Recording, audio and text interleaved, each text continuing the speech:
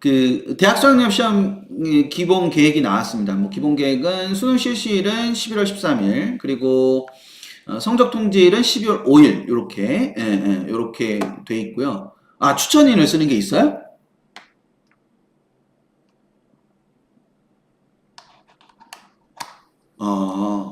그건 몰랐네. 저 가입할 때 그냥 가입해가지고. 추천인, 추천인, 원자임으로 해주세요, 원장님. 이수경 원자임으로 해주세요, 추천인. 원래 밴드 파워는 이수경 원자임이잖아요. 그쵸? 밴드 파워는 이수경 원자임이니까 이수경 원자임으로 해주시면.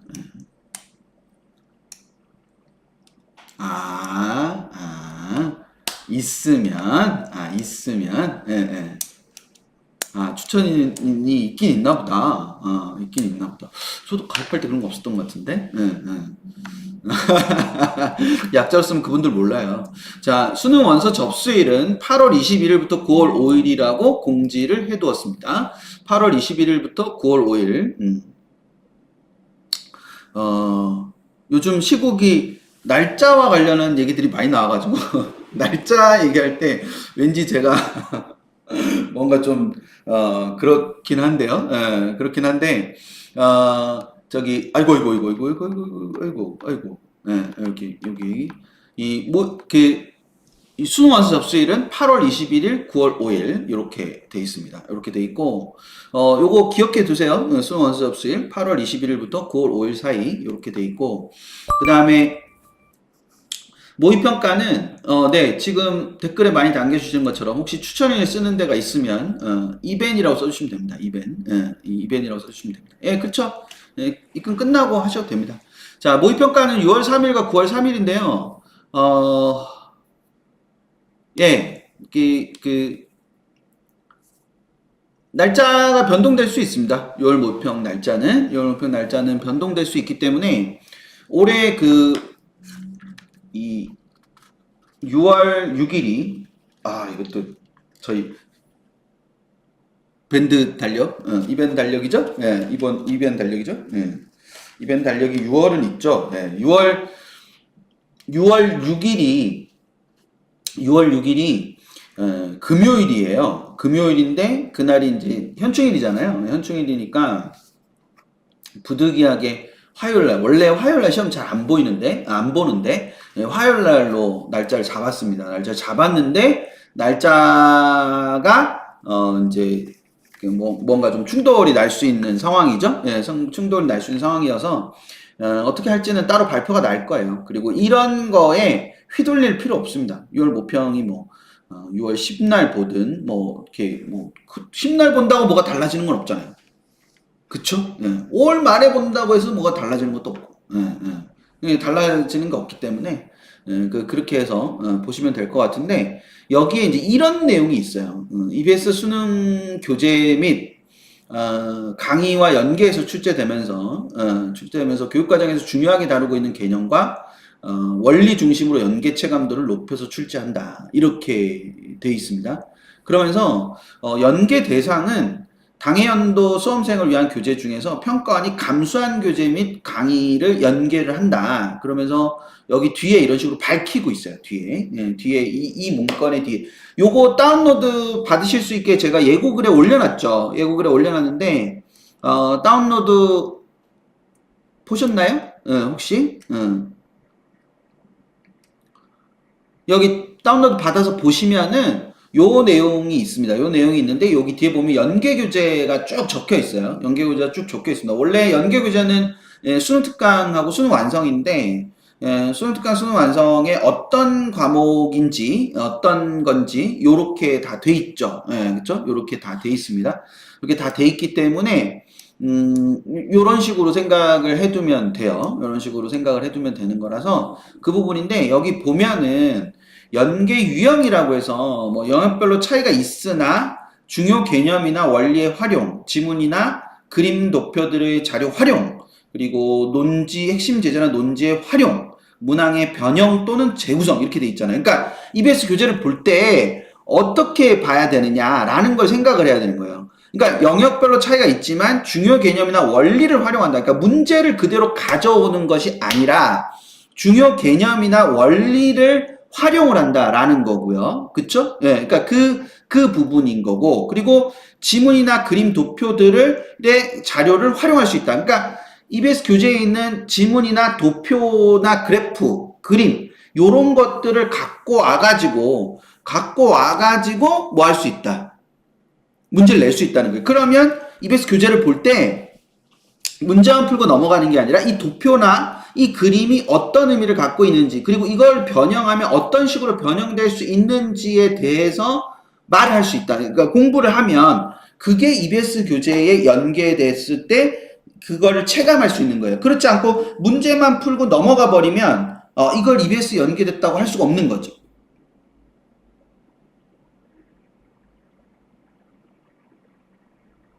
이해되시려나? 지금 제가 드린 말씀? 그러니까 이거를 뻔한 말 같잖아요. 뻔한 말 같은데 그 뻔한 말에서 우리가 읽어내야 되는 부분이 있다니까요. 그러니까 이게 지금 여기 보시면 문항의 변형이나 재구성, 문항을 그대로 갖고 오지 않잖아요. 문항을 그대로 갖고 오지 않고 변형시키거나 재구성하잖아요. 그러면 우리가 EBS를 공부한다고 아이들이 공부를 한다고 할 때 문항을 풀고 넘기는 것으로 되느냐, 그게 아니라 문항을 뜯어서 보는 것이 필요하다. 그렇게 해야만 이게 의미가 있는 거죠.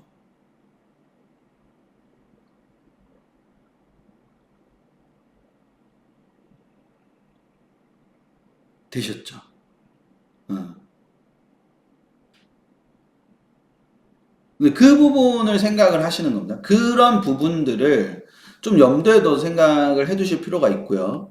그리고 이제 또 하나는 출제 부분이 따로 있는데 그 출제 부분에서 요런 이런 것들이 있어요. 이게 또 뻔한 말이에요. 뻔한 말인데 그 뻔한 말이 결과적으로 보면은 이렇게 이제 사고력이라는 단어 계속 나오잖아요. 그 사고력이라는 게가 계속 나오기 때문에 그 사고력이라는 부분과 연관시켜서, 그리고 여기서 반복적으로 훈련한 학생들에게 유리한 문항을 배제하고 이런 표현들이 나오잖아요. 그러니까 이런 표현들이 진짜로 우리가 어떻게 생각하면은 되게 뻔한 거고, 맨날 하는 말이다 이렇게 생각할 수 있지만 공부를 하는 데 있어서 저런 관점에서 저 부분들을 좀 잘 눈여겨서 볼 필요가 있습니다. 그래서 또 하나 중요하게 이제 부탁을 드리면, 이 오늘 708화를 검색을 하시면 708화를 검색하셔가지고 그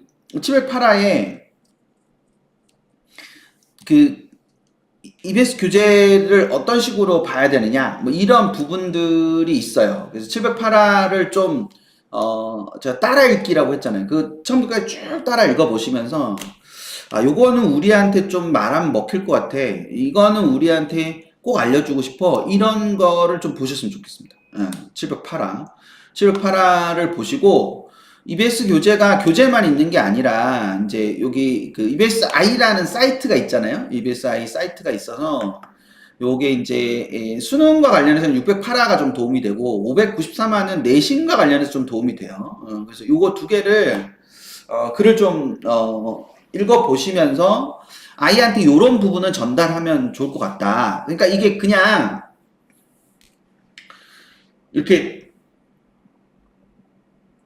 얼마든지 이제 링크를 그냥 툭 전달하실 수도 있죠. 링크를 툭 전달하실 수도 있는데 링크를 툭 전달하시는 것도 되게 좋지만 한번 읽어보시고 요런 부분들이 좀 좋은데, 요런 부분들이 좀 관련이 있는 것 같은데 너 공부하는 거랑 요거 하고 그냥 이렇게 툭 던지시는 거 하고 조금 다르잖아요. 물론 이제 툭 던졌을 때도 애들이 잘 보는 애들도 있죠. 잘 보는 애들도 있지만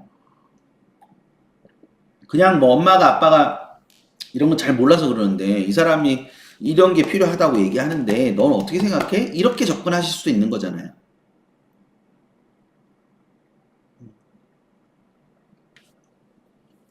그런 걸 위해서 뭐 이렇게 저를 뭐 이렇게 적대적으로 하셔도 됩니다. 야, 어제 내가 유튜브를 봤는데 그 인간이 뭐라고 하던데 너 생각은 어떠냐? 뭐 이렇게. 예.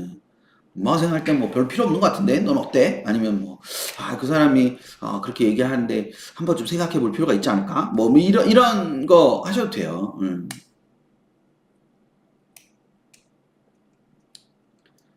되셨죠? 그래서 그 부분을 가지고 이렇게 생각을 좀 해두시면서 보시면 이렇게 좀 전체적으로 이렇게 할 수 있습니다. 그래서 그 부분을 연관시켜 가지고 요거 708, 608, 593 요거 좀 꼭 한번 읽어보시고 이렇게 연결하면 좋겠어. 이런 거를 너가 좀 보면 좋겠어. 이렇게 가실 수 있으면 좋겠고요. 그 다음에 예, 그 되게 좋은 방법입니다. 그러니까 이렇게 해라고 보다는, 이렇게 이렇다는데, 넌 어때? 뭐, 이런 식으로 하면 되게 좋습니다. 되게 좋기 때문에, 그런 부분들을 생각을 좀 해두시면 좋을 것 같고요. 또 하나는 이제 굉장히 별거 아닌 것 같지만, 요런 거는, 시험장에서 줄 건데, 요런 거 갖고 올 수 있어요.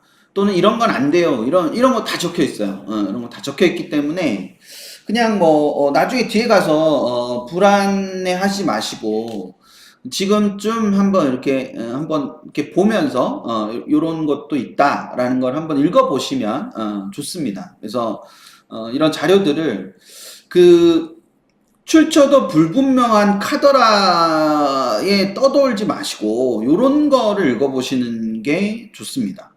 되셨죠? 예, 그러니까 그래서 그렇게 한번 생각을 해보시고 보시면 될 거예요. 708, 608, 593 그쵸? 708, 608, 593 예. 이런 것도 좀 읽어보시면 도움이 되실 텐데 여기 보면 요런 내용이 있거든요.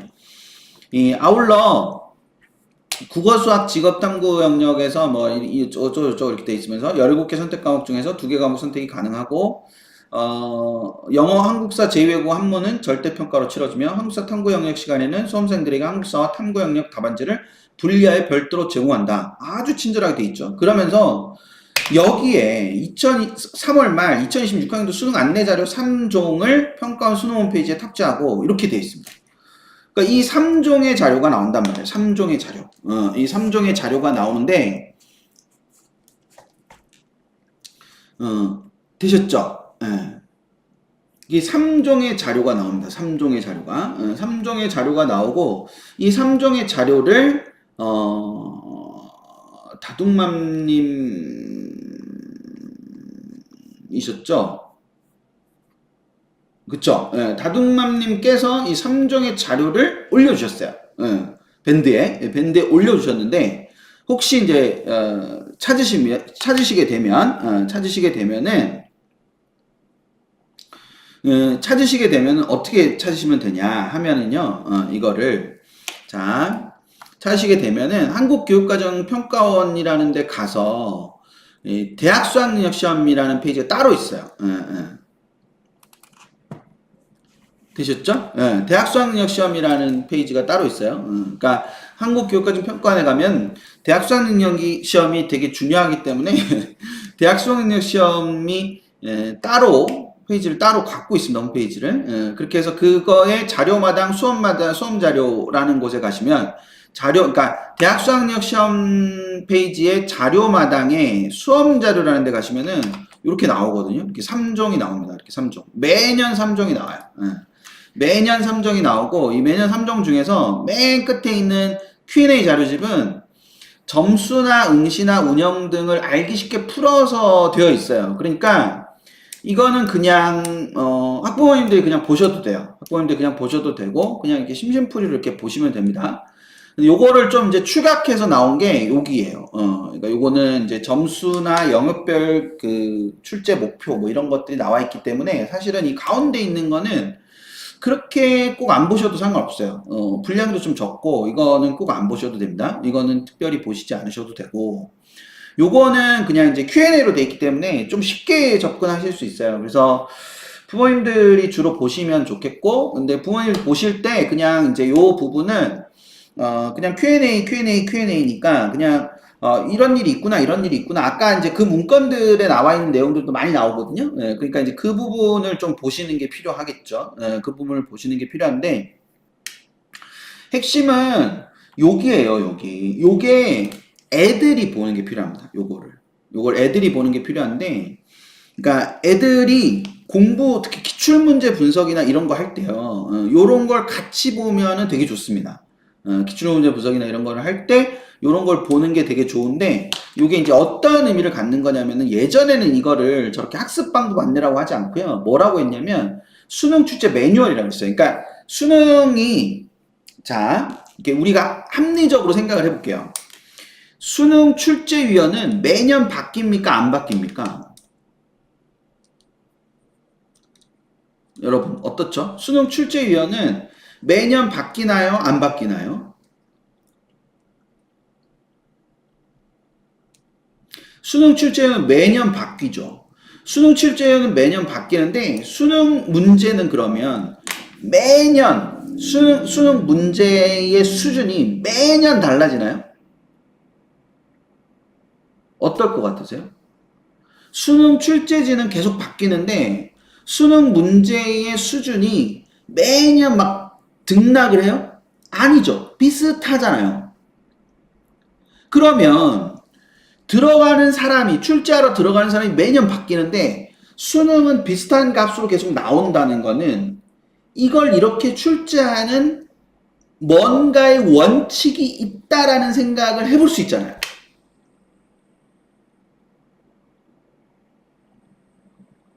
어때요? 그러니까 출제하러 들어간 사람이 무조건 자기 마음대로 출제를 할 수가 있는 게 아니라 출제를 할 때에 어떤 기준점이 되는 무엇인가가 존재할 거 아니에요. 그걸 우리는 수능 출제 매뉴얼이라고 하고 그 기출문제를 본다는 거는 그 변하지 않는 원칙을 확인하는 거예요. 그러면 그 변하지 않는 원칙이 우리가 아이들이 공부하는 뭐가 돼야 되는 거예요? 기준이 돼야 되는 거잖아요. 그때 바로 요 학습 방법 안내를 보는 게 도움이 된다.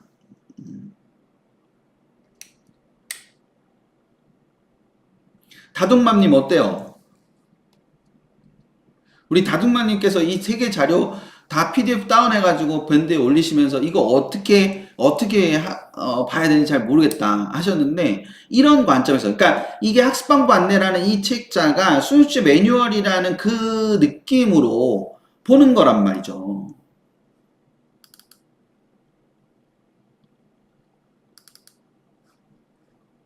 되셨나요? 이렇게 있는 거거든요. 477쪽이에요. 477쪽. 엄청 이게 477쪽이어서 엄청 많은 거예요. 그러니까 이거는 지금 그냥 뭐만 있는 거냐면은 처음 출발부터 국어 영역이에요. 처음 출발부터 국어 영역, 수학 영역, 그리고 수능 연계 방식 및 유형 이런 식으로 다 나와 있잖아요, 지금.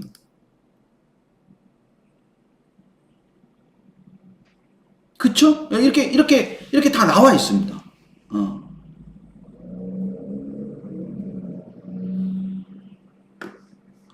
요렇게 해마다 수능 학습 방법 안내라는 걸 이렇게 발표를 해주거든요. 그래서 예를 들어서 여기 이렇게 돼 있습니다. 이게 작년 수능 2025학년 글자 잘 안 보시겠지만 2025학년도 수능 생명과학 1의 19번 이렇게 돼 있거든요.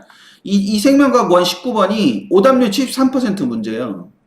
이 73% 문제인데 여기에 보면 평가 요소는 무엇이었고 문항 풀이를 위한 주요 개념과 원리는 무엇이었으며 학습 안내는 어떻게 해야 된다. 이 문항에 대한 설명이 있는 겁니다. 그래서 477쪽인 거예요. 모든 문항은 아니지만 몇몇의 문항들을 다 집어내가지고 그 문항들마다 이건 어떤 평가 요소를 갖고 있고 그 평가 요소를 풀려면 어떤 개념을 알고 있어야 된다. 그래서 그것이 기출 문제를 학습하거나 그리고 학습 방향을 설정하는 데 있어서 굉장히 중요한 역할을 하는 부분이란 말이에요. 실제로 이게. 그리고 이걸 읽고 수업에 도움을 받으면 돼요. 인강 수업을 들으면 되잖아. 기출 수업을 다 하니까. 그 인강 수업을 그냥 듣는 게 아니라 이걸 듣고 이걸 읽고 듣는 거라든지 듣고 읽는 거라든지 그러면 좀 더 자기께 될 수 있단 말이죠.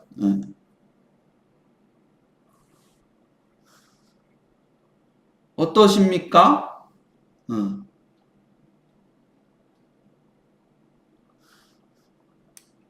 그래서 이런 부분들을 이제 생각을 하는 거예요. 그러니까 이거를 읽고 수업에 도움을 받을 수도 있고 수업을 듣고 이거를 할 수도 있고 이 책자에 이런 내용이 있다는 걸 오늘 처음 아시는 분들도 많이 계실 거예요. 그러니까 이게 이걸 이 과정을 통해서 내게 되는 겁니다. 내게.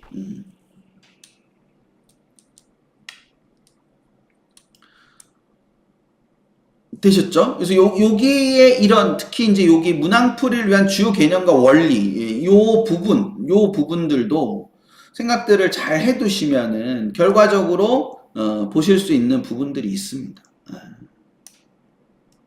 그래서 수업에 도움을 받는 거예요. 그러니까 읽고 내 거를 만드는 게 아니라 내 걸 만들기 위해 수업을 듣는 거잖아요. 그러면 수업을 듣는 목표가 생기는 거잖아요. 애들이 이걸 어떻게 다 보고 이해를 합니까? 이해 못하죠, 당연히. 근데 이런 걸 알아야 되니까 요거를 들어야 되겠구나. 근데 수업을 듣다 보면 요거를 이런 것들을 중심으로 선생님이 수업을 하시는구나 라는 거를 알게 되는 거죠.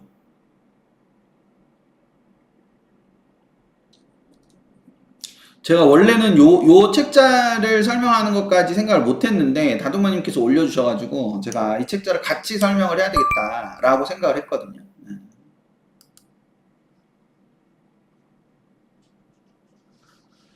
뭔지 되셨나요?